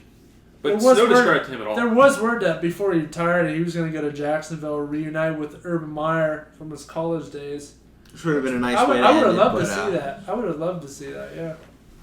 But, oh well. All right, I'll send it into football, college. Ohio State had their spring day. Mike, you know what? You could talk about Penn State, but you didn't watch them, so I don't care about spring football. I wasn't. No, but it's a good preview for Ohio State because there's a lot of questions coming into the season. What day was this again? It was I'll tell this one. April 17th, so 2 days ago, which was Saturday. Okay. I think you said you were at work. Saturday? I didn't work Saturday. I could have watched it. I don't know what I was doing. I don't know. I only ended up catching the last drive, but I've gone back and watched the highlights. And I think a lot of questions were kind of answered and even more were opened up. Ohio State had the question of, are they going to have a good quarterback this year with the loss of Justin Fields? The answer is yes, they have 3 of them. And 3 guys that probably 2 of them see the transfer portal. Because it's 2 redshirt freshmen and 1 freshman, and they all put up great numbers. I got the numbers here. C.J. Stroud, who's the expected starter, he had the backup spot last year behind Justin. He came in just once, I believe it was. Went 16 for 22, 185 yards and 2 touchdowns. Kyle McCord, the true freshman, 12 for 17, 184 yards and 2 touchdowns. Jack Miller, 17 for 30, 128 yards and an interception. Jack Miller kind of had the most down of the days. He was kind of expected to be right there by Stroud. McCord's now put himself in there, and he's just like, hey, look at me. And then there's also 2 other, I think, 4th or 5th year seniors on the team who are, 4th and 5th quarterbacks there, and they came in at the end too and were just as good. Jagger LaRoe, 5 for 6, 75 yards and a touchdown, led the final drive. So, I don't watch this obviously, but I'm going to ask questions about it. Who do you think is going to get this starting job at quarterback? Personal opinion. Personal opinion right now, from everything I've been hearing, it kind of still sounds like it's C.J. Stroud. At the moment, there's still a long, long ways to go, and Ryan Day won't make that announcement until the week of the first game. It leaves me questions all season long. I kind of like Kyle McCord. Let's get a guy in here and go 4 years. I mean, any one of these guys will be the quarterback for the next 4 years, potentially, because also keep in mind, there's a whole nother quarterback competition next year, because the class of 2022, I believe, has the number 1 rated quarterback in college football history coming up. He's a perfect 1.0. One of only 10 ever, I believe. And one of the only quarterbacks to be a perfect 1 right now.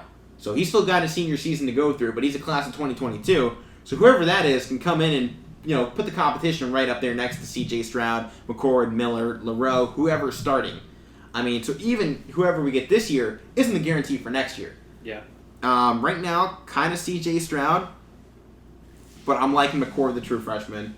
Jack Miller, need to see more. Obviously, we're going to see a ton more in the offseason. The spring game's kind of just a preview of, we got a few questions, can we answer any of them? I mean, this is one of them. Definitely. I mean, with the spring game, you're playing against each other. I mean, it's just an opportunity guys to get and reps, most guys aren't going completely full out. You don't see the best players on defense. Seven Banks didn't play more than one. Fleming, the top-rated wide receiver from last year's class, is out with a shoulder injury still. Garrett Wilson went down early with he got the wind knocked out of him. He was back in and balling out. But Ohio State also has fantastic wide receiver core for these guys to work with. Just to give you kind of a mindset of where it is, 2019, Ohio State signed the number 2 wide receiver in the country. 2020, the number 1 wide receiver. In 2021, the number 1 wide receiver. So 2 number 1s and a number 2, and none of those guys are Chris Olave, Jameson Williams, Marvin Harrison Jr., or Jackson Smith-Njigba, who are all fantastic. I mean, they got a lot of guys, and then, if I can find the name, I can't pronounce it. Here it is. Freshman Emeka Egbuka. He's, I believe, the number 1 recruit, and he put up, I think it was 138 yards in the spring game.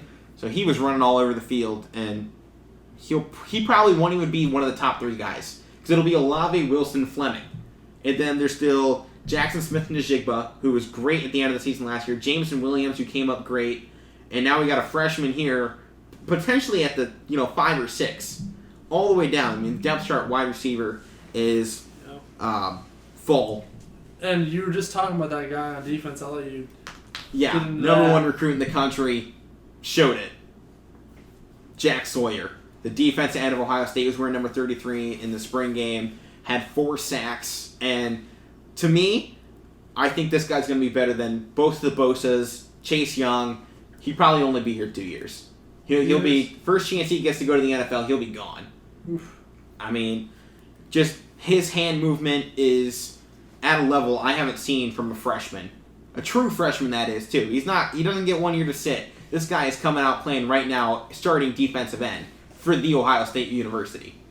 And to have that with the names that have come out of Ohio State, to be a true freshman starting is fantastic. And Jack Sawyer has the hand skill.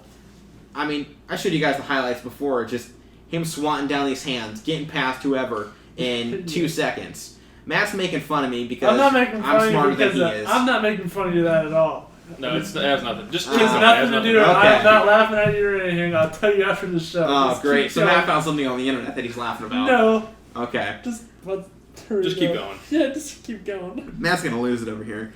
So Jack Sawyer had 4 sacks, one of which would have been a strip sack.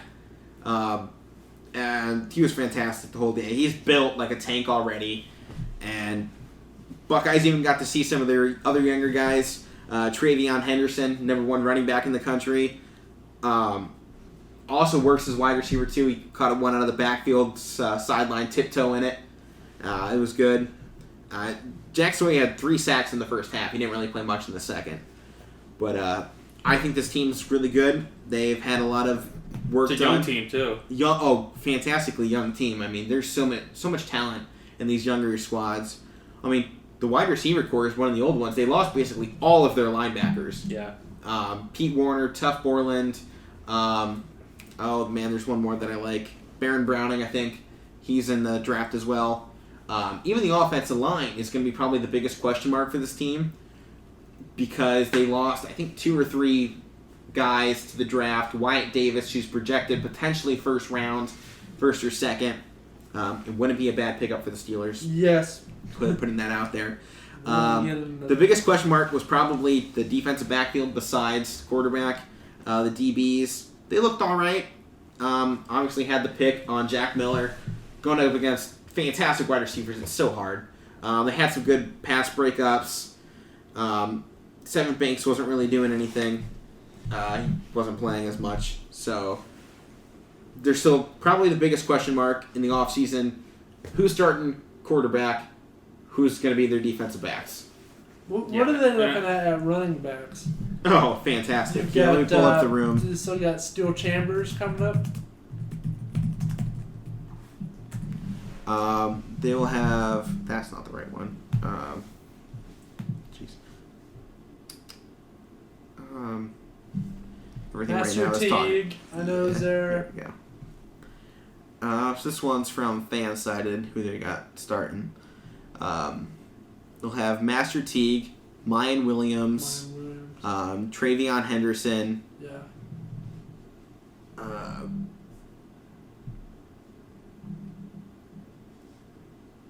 We're waiting.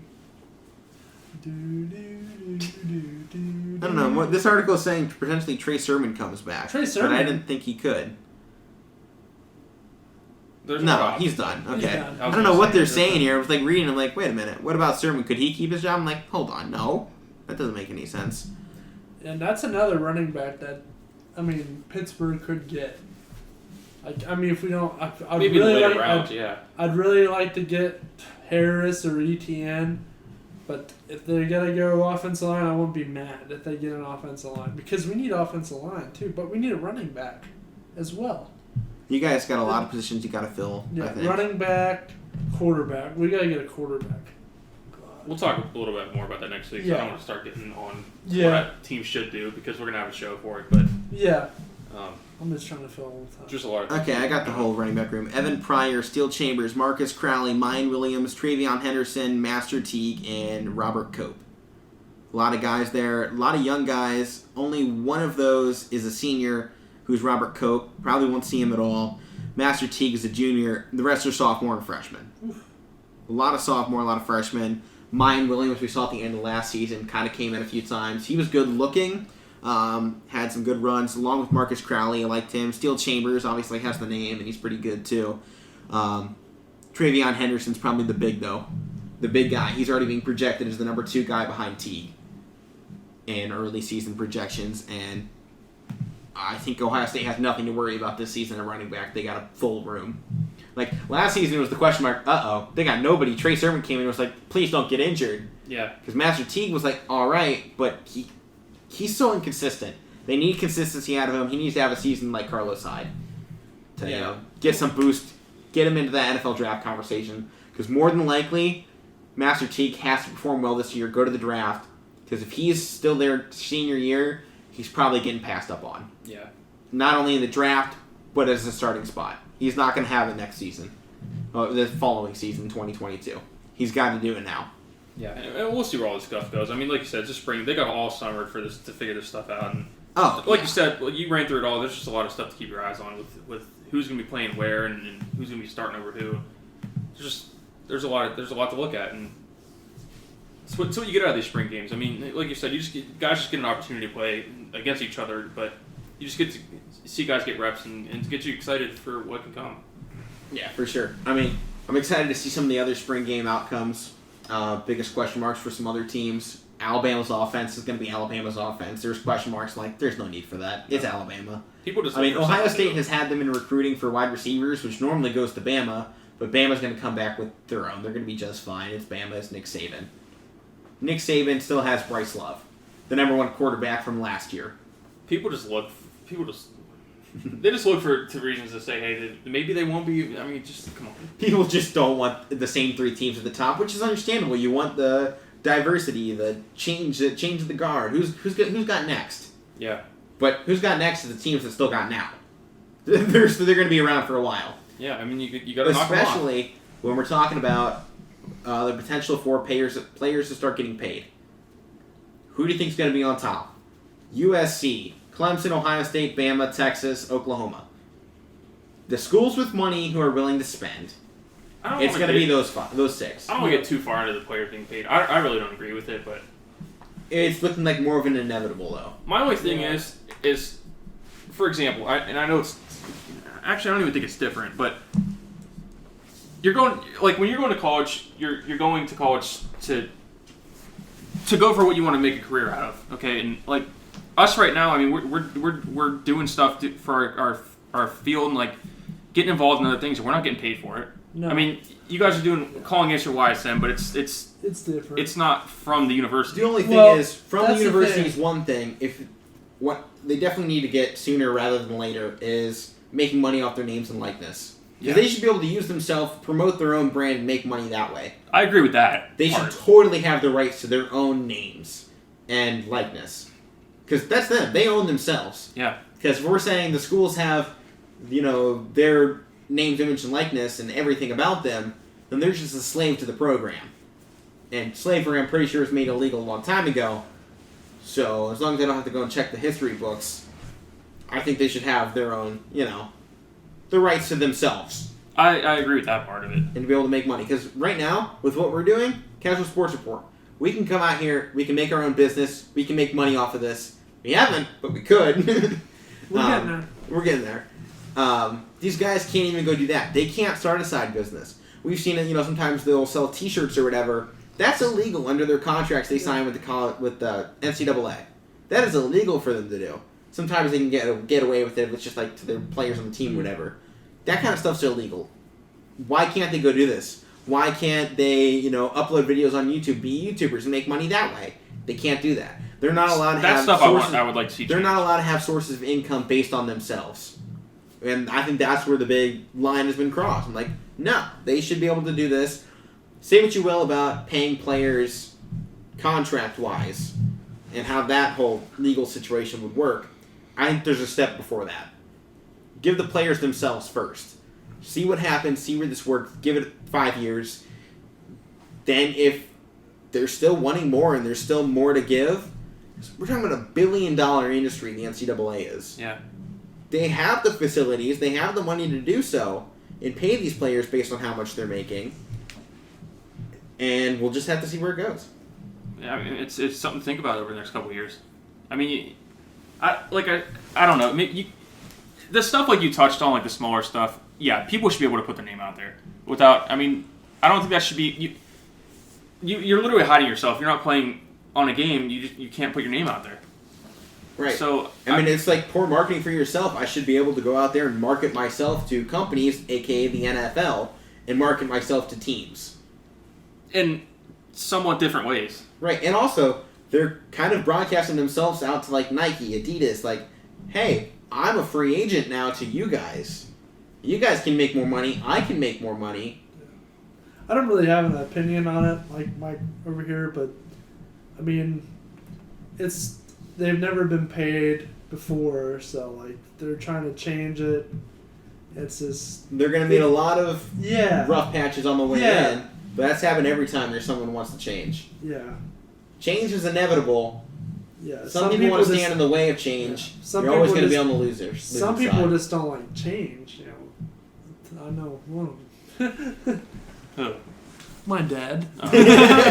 Wow, throwing him out there. Call him out on air. He doesn't listen. Oh. Yeah, some other people do. Hope his employer doesn't hear it. Or anybody else important. I'm not muting it out. It's too much work. I know. Don't do it either. It's entertaining. Yeah, it is. We gotta get more. All right, news. Mike. What else you got for us?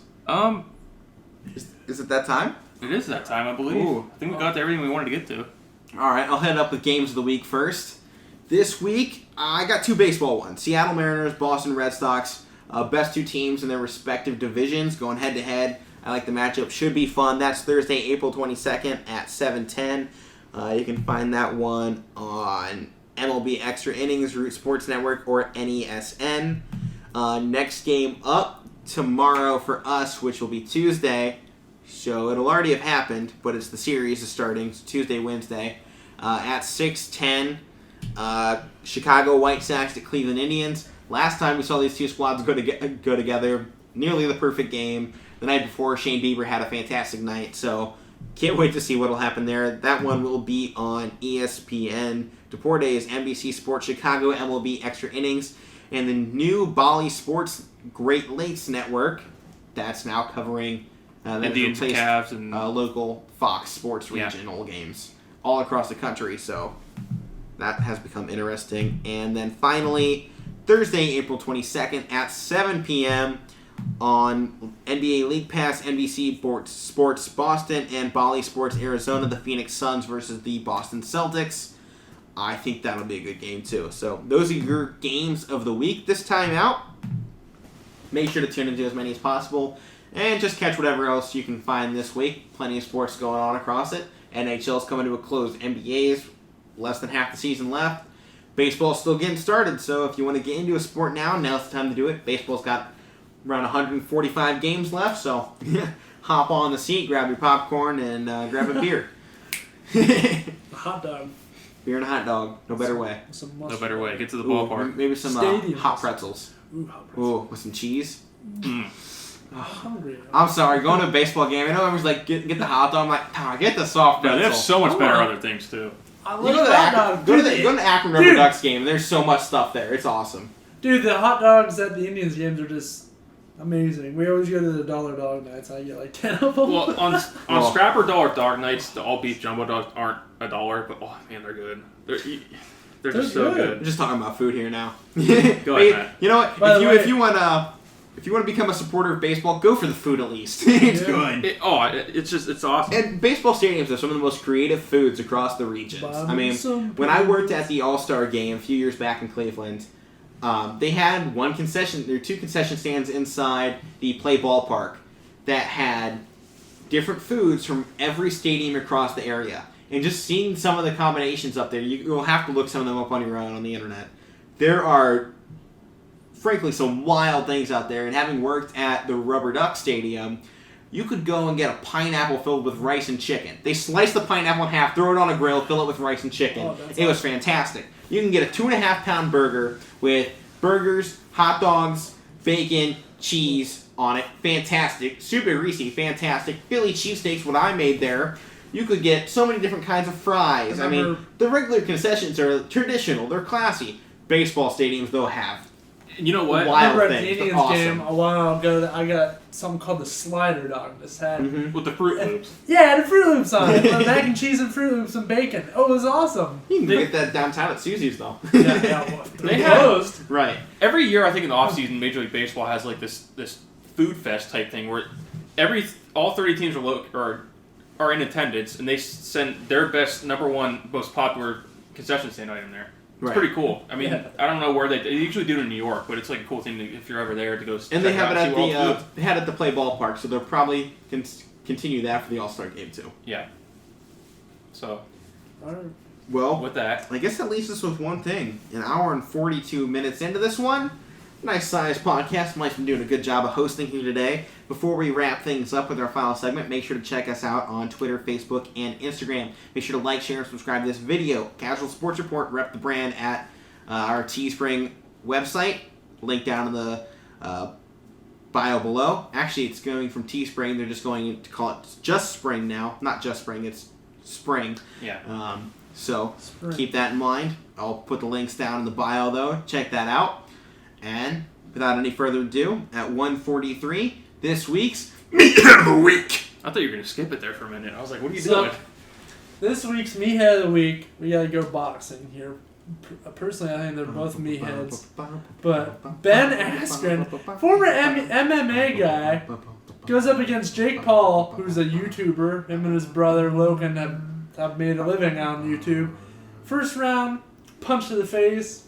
He's down. It's like a minute 53 left in the first round, too. It wasn't the whole anything. fight right here. I can watch it. Right. It's like a highlight clip of an actual boxer. It's like, you know what, Jake Paul, he put in the effort. He knocked the guy out in the first round. Yeah. Jake Paul's doing just fine. We're talking about the other guy. Yeah. The MMA fighter's like, I'm going to go try boxing. Gets destroyed. It's happened before. I mean, we saw, what's his name, try it against Floyd Mayweather. Conor McGregor. Conor McGregor. And but like, I've seen some things on like, oh, the fight was rigged, blah, blah. Yeah. I've seen plenty of stuff from before the fight. There was behind-the-scenes footage. Paul's entire crew they were locked in, throwing the banner at the other side. Who's the other boxer? Ben Askren. So Askren, and there's video like in Paul's locker room of they're talking, fighting, breaking it down like you see normal boxers. Yeah. Then you went into the other guy's thing, and they're in there talking about Bitcoin and stocks and just so not focused in on the fight. Yeah. He goes out there and gets destroyed. And I mean, it showed preparation on one side, no preparation on the other. Yeah. Paul prepared, he didn't. Yeah.